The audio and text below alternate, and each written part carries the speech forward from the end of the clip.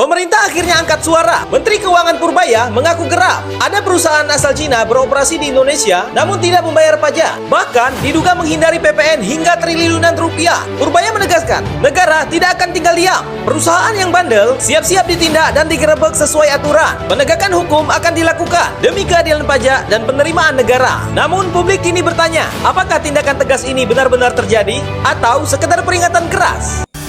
Berita hari ini, perdebatan Pak Purbaya dengan Pak Luhut. Jangan sok-sok bersih bilang korupsi tidak ada. Kalau mau bersih nanti di surga, ujar Pak Luhut. Begini respon Pak Purbaya, saya cuma menjalankan amanah yang diberikan Presiden. Kalau ada yang benci saya bodoh amat. Cina dan tambang neraka. Hukum yang tumpul, pejabat yang buta nurani. Di balik gegap gempita investasi asing, ada wajah gelap yang jarang disorot. Pengerukan tambang oleh perusahaan Cina yang berlangsung tanpa kendali, merusak alam, merampas tanah rakyat, dan menghancurkan masa depan bangsa. Di Sulawesi, Kalimantan, Halmahera, hingga Papua, tanah kita berubah jadi lubang raksasa.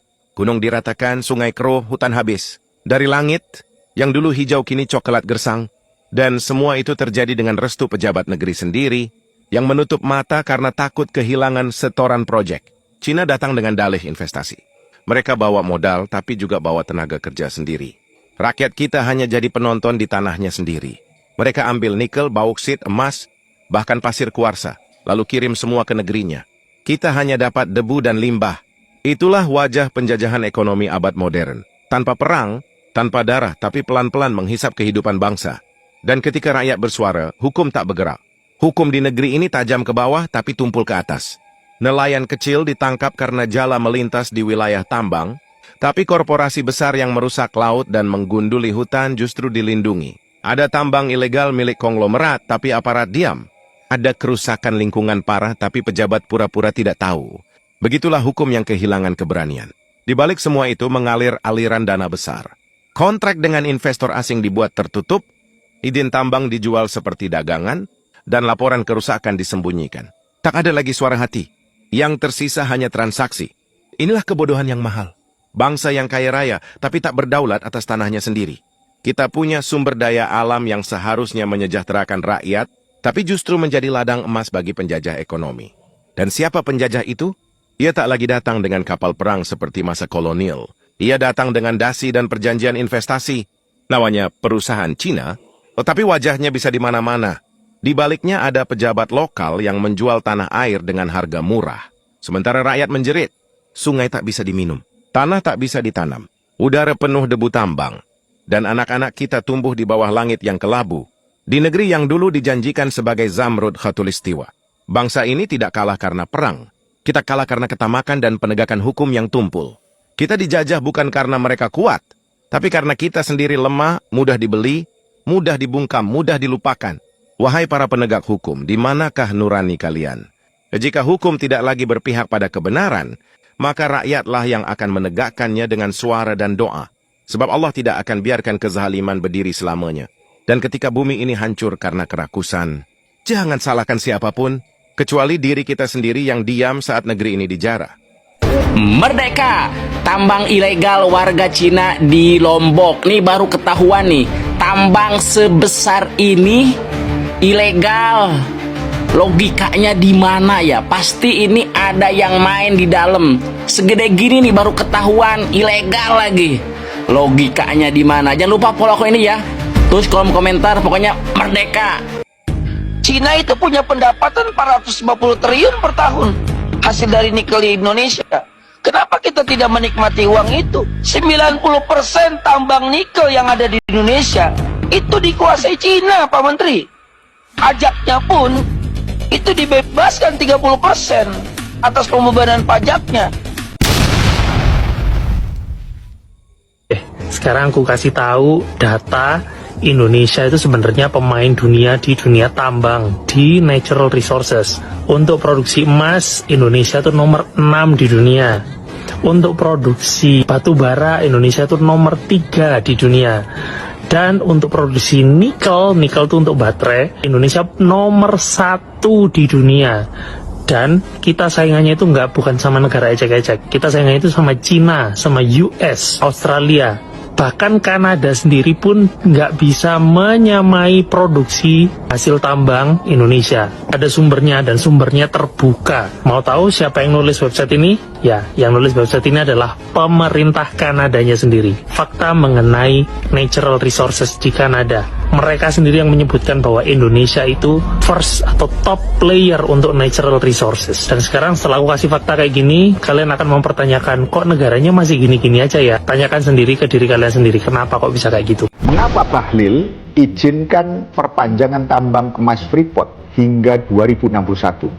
Menteri Energi dan Sumber Daya Mineral ESDM Bahlil Lahadalia membeberkan bahwa rencana penambahan kepemilikan saham dari PT Freeport Indonesia, PT FI, oleh pemerintah sudah dalam tahap paraf kesepakatan. Rencananya Indonesia menambah kepemilikan saham di PT FI sebesar 12%. Dan konon itu free alias gratis. Dengan demikian, saham pemerintah Indonesia di tambang yang berlokasi di Mimika, Papua itu menjadi 63% dari yang sebelumnya hanya 51%.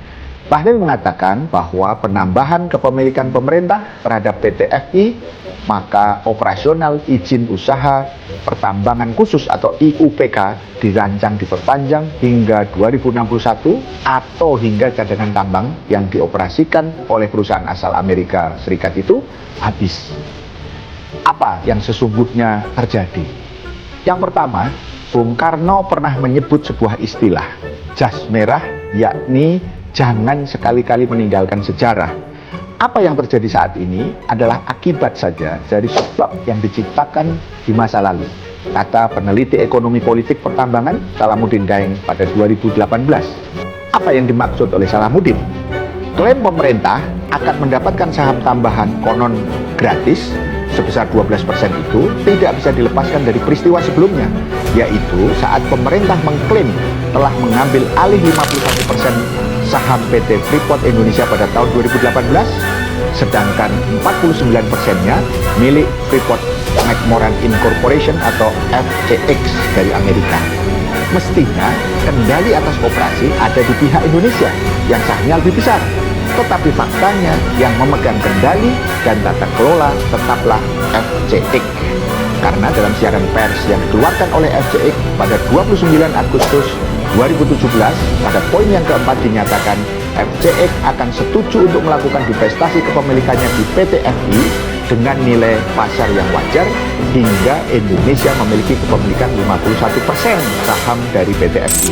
Divestasi atau pengalihan saham akan dilakukan secara bertahap sehingga FCX Amerika akan memegang kendali atas operasi dan tata kelola PT FI.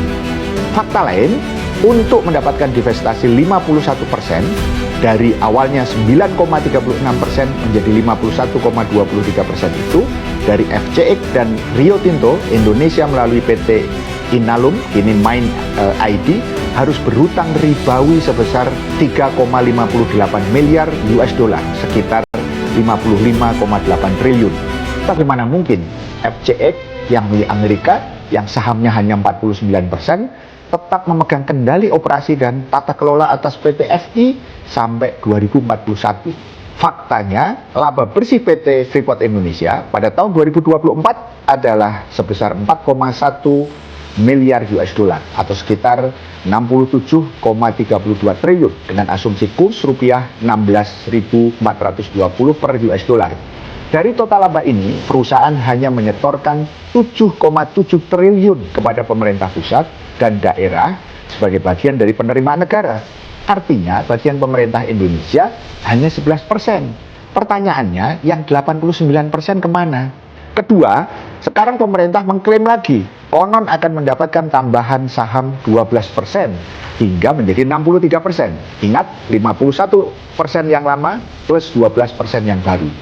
Dan operasi diperpanjang sampai 2061 alias sampai tambangnya habis.